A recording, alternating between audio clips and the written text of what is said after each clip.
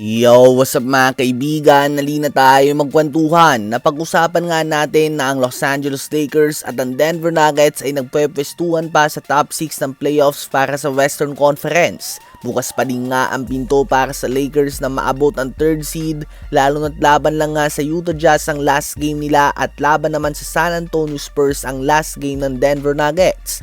Subalit may catch nga dito, ang Nuggets ay expected pa din na magtodo lalo na't kailangan pa talaga na maglaro ni Nikola Jokic sa game na ito kung nais siyang makonsider para sa season awards at maabot ang 65 game limit. Habang para naman sa San Antonio Spurs, tulad lamang na nabanggit natin ay wala nang halaga ang game na ito para sa kanila. Non-bearing ito mga kaibigan, ibig sabihin ay manalo o matalo man sila ay hindi maaapektuhan ang kanilang standings. Mananatili sila sa second seed ng West. Si Wemby ay naabot na din ng 65 game limit, so pwede na nga niyang ipagpahinga ang game na ito. Ganun pa man, chance niya din nga ito mga kaibigan na ipakita sa lahat na siya ang totoong MVP. Dahil huling tapatan nga nila ni Nikola Jokic ay na-outduel siya ng Serbian superstar. Tinalo sila ng Denver Nuggets at mas magandang individual performance din ang pinakita ni Joker.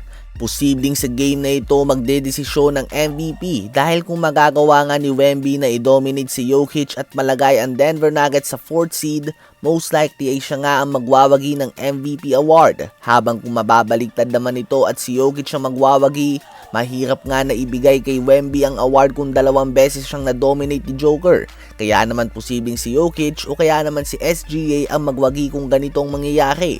Subalit napakahirap nga ng desisyon na ito para kay Wemby at sa Spurs medical staff. Maaalala nga na may bruised rib injury si Wemby na madalas linggo ang kinakailangan bago makabalik habang si Wemby nga ay hindi inabot ng 1 linggo man lang. So kailangan niya nga magdesisyon na pipilitin niya ba na maglaro sa last game para umangat ang tsansa na manalo ng MVP award.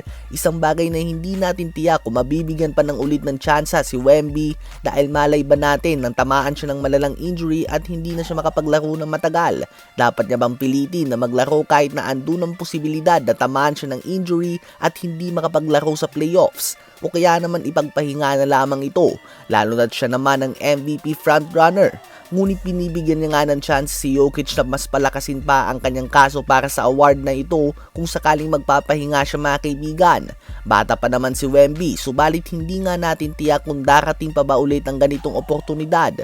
Kung ikaw nga ay may 99 points na at may chance kang sirain ang 100 point record ni Wilt Chamberlain, malamang ay gagawin mo din ito kahit na andun ang chance na magtamo ng injury. Once in a lifetime chance nga ito para sa ibang player. Kaya naman posibleng sa paglaro nga ni Wemby ay mabalasa ang standings at playoff matchup sa pagitan ng Nuggets at Lakers at mabalasa din ang MVP race. Kung ikaw ba si Wemby kaibigan, gugustuhin mo ba na maglaro o magpe-play safe ka na lamang at iiwas sa injury at mas bibigyan ng halaga ang playoffs?